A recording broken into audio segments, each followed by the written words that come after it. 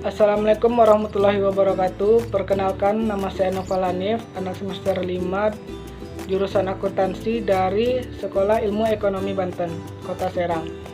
Baiklah, pada kesempatan kali ini saya akan menyampaikan materi kepada teman-teman mengenai konsep akuntansi dan hipotesis keperilakuan. Yang pertama yang kita bahas yaitu persepsi berbeda tentang perusahaan. Perusahaan merupakan organisasi yang memiliki berbagai sistem yang saling terkait. Sistem tersebut dibuat oleh sejumlah orang guna mempermudah proses operasi perusahaan serta pengendalian aktivitas perusahaan secara keseluruhan. Salah satu aspek terpenting dalam organisasi melibatkan proses akuntansi perusahaan. Akan tetapi, subjek konsep dasar akuntansi merupakan suatu hal yang sering diabaikan. Subjek tersebut terkadang hanya didasarkan pada akademisi lain dan ditarik dari pojok pengetahuan lain sebelum diabaikan lagi. Ada 3 konsep utama yang dijelaskan. Yang pertama, konsep kepemilikan. Penganut konsep ini memiliki entitas sebagai sesuatu yang terpisah dan berbeda dari pihak-pihak yang memberikan kontribusi modal kepada entitas tersebut.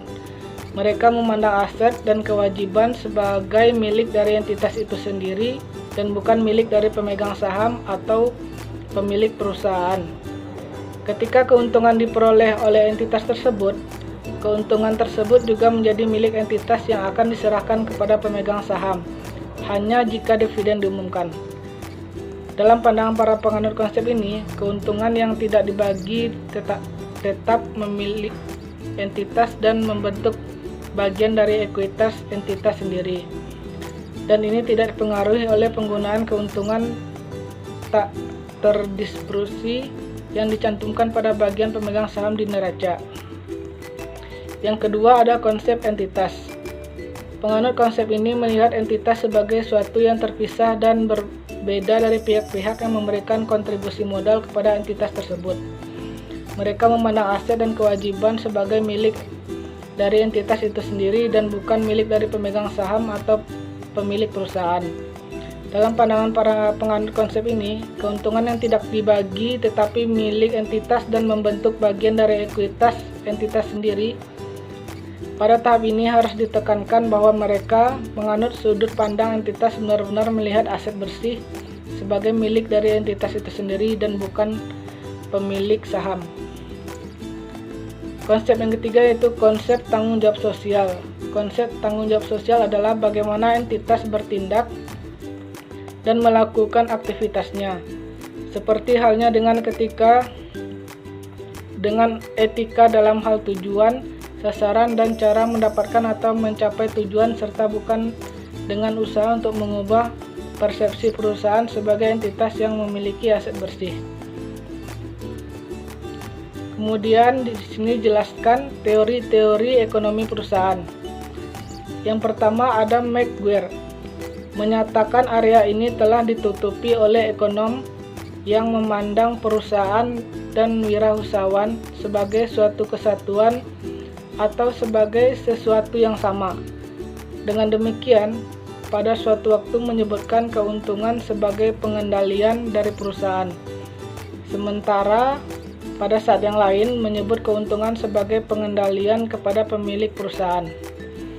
Yang kedua ada Strauss dan Davis, adalah wakil dari ekonom yang mengadopsi konsep entitas serta melihat perusahaan itu sendiri sebagai wirausahawan dan keuntungan sebagai penghasilan bersih dari perusahaan. Yang ketiga ada Milton Friedman yang menyampaikan konsep tanggung jawab sosial yang banyak diadopsi oleh pejabat perusahaan, di mana konsep kepemilikan ini tercermin dalam pernyataan ekonomnya.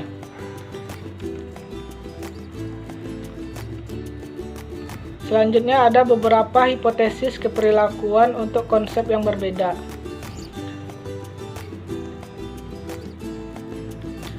Perusahaan yang sama misalnya mengumpulkan fakta yang sama, namun fakta tersebut sering dipandang secara berbeda. Contoh ini semata-mata mengilustrasikan masalah yang telah diperhatikan oleh para psikolog selama bertahun-tahun. Memang didasari bahwa persepsi yang berbeda sering menghasilkan toleransi dan memungkinkan seseorang untuk menerima sudut pandang orang lain sebagai sesuatu yang sah. Namun, sebagaimana disampaikan oleh Stranger, orang-orang sering menjadi sangat terlibat pada situasi di mana mereka gagal membedakan keterlibatan mereka sendiri dengan fakta spesifik secara khusus. Ini terjadi pada situasi yang melibatkan konflik. Kemudian, alasan terjadinya perbedaan persepsi. Secara jelas, persepsi, sikap, kerangka referensi, nilai, kelompok referensi, norma kelompok, lingkungan, budaya, sistem kepribadian berhubungan dengan pola interaksi secara tumpang tindih. Sikap ini adalah pembentukan psikologis yang kita pelajari sejalan dengan perkembangan kita.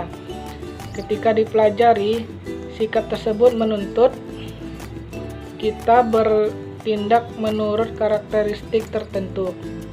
Ini menunjukkan dampak keluarga perkembangan sikap dari setiap individu. Banyak orang menganggap faktor keluarga adalah pengaruh langsung utama karena keluarga merupakan filter biasa di mana budaya, kelas, agama, dan sumber-sumber lain mengalir ke seorang individu di awal perkembangan usianya. Namun, terdapat pengaruh penting lain terhadap perkembangan sikap selain keluarga, seperti budaya. Budaya adalah pengaruh paling penting yang sangat berbeda antara satu masyarakat dengan masyarakat lain. Ahli antropologi telah menunjukkan bagaimana perbedaan budaya bertanggung jawab atas bermacam-macam perbedaan sikap terhadap banyak hal. Namun dalam pembahasan ini, budaya total tidak menjadi faktor penting karena terdapat perbedaan persepsi dalam satu budaya. Kemudian beberapa hipotesis mengenai konsep kepemilikan. Terdapat hipotesis bahwa sebagian besar pemegang saham yang memiliki saham dari suatu perusahaan dalam jumlah yang substansial menganut pandangan kepemilikan. Secara khusus, hal ini terjadi pada pemegang saham yang memiliki saham biasa dalam kuantitas yang substansial. Selanjutnya, pengaruh dalam keluarga. Banyak istri dan anak pemegang saham yang besar juga menjadi pemegang saham, dan konsep kepemilikan diserap dalam atmosfer rumah. Banyak akuntan publik mengikuti jejak ayahnya, dan banyak ketika anaknya masuk ke pekerjaan yang berbeda, mereka sering menggunakan banyak nilai orang tua sebagai bagian dari nilai yang dianutnya.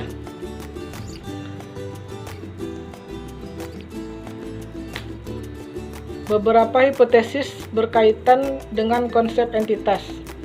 Terdapat hipotesis bahwa sebagian besar pegawai perusahaan yang bertanggung jawab didelegasikan menganut konsep entitas. Semakin tinggi skala hierarkis dari pegawai ini, semakin kuat mereka menganut konsep ini. Mayoritas dari pegawai semacam ini, baik secara sadar maupun tidak, memandang entitas sebagai pemilik dari keuntungan ketika mereka mendapatkan aset tersebut.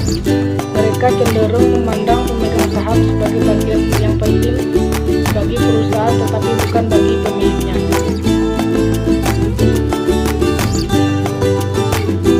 Kemudian ada usaha untuk merekonsiliasi konsep dasar. Ada dua usaha untuk merekonsiliasi konsep kepemilikan dengan konsep entitas dalam teori akuntansi. Di sini kita jelaskan ada dua teori. Yang pertama yaitu teori akuntansi dana. Akuntansi dana dicetuskan oleh Wachter, dapat diterapkan pada usaha swasta, pada pemerintah, lembaga sosial, dan instansi lain. Akuntansi dana merupakan cara memandang aset, ekuitas, dan hutang di mana dana yang diperoleh dari ekuitas dan hutang penggunanya dibatasi pada aset. Akuntansi dana melaporkan penggunaan dari dana dan cara memandang dana ketika aliran masuk meningkat setelah dikurangi dengan pembelanjaan. Teori akuntansi dana dari Vater dirancang menjadi sebuah ekspresi dari cara seorang memahami perusahaan, walaupun sebagian besar menganggap teori dana sebagai pengembangan dari teori entitas yang dirancang untuk menggunakan gagasan personalistik yang merupakan usaha yang semakin banyak dilakukan dari sudut pandang statistik guna menangani masalah akuntansi. Yang kedua yaitu teori komando. Menurut Goldberg, tidak ada teori entitas atau teori kepemilikan. Semua teori didasarkan pada ide kepemilikan, tetapi kepemilikan adalah konsep yang sangat sulit didefinisikan dan dianalisis secara memadai untuk digunakan ide dasar akuntansi. Meskipun begitu sulit menghindari persepsi tentang kepemilikan karena ide kepemilikan properti dalam budaya sudah sangat meresap dan sebagian besar orang melihat aset bersih dan keuntungan perusahaan sebagai milik pemegang saham atau pemilik pada satu sisi ataupun perusahaan itu sendiri pada sisi lain. Teori komando dari Goldberg bukan satu-satunya teori yang berarti dalam sudut pandang sebagian besar orang. Ia seperti yang menegaskan hal ini ketika ia menegaskan bahwa sebagai gantinya ia memfokuskan perhatian pada perusahaan sebagai suatu yang berbeda. Sebagai entitas abstrak, kita seharusnya mengarahkan perhatian langsung pada fungsi pengendalian yang dapat dilakukan oleh manusia. Baiklah, sedemikian materi yang saya sampaikan. Semoga bermanfaat untuk teman-teman semua. Kurang lebihnya saya mohon maaf. Saya akhiri. Assalamualaikum warahmatullahi wabarakatuh.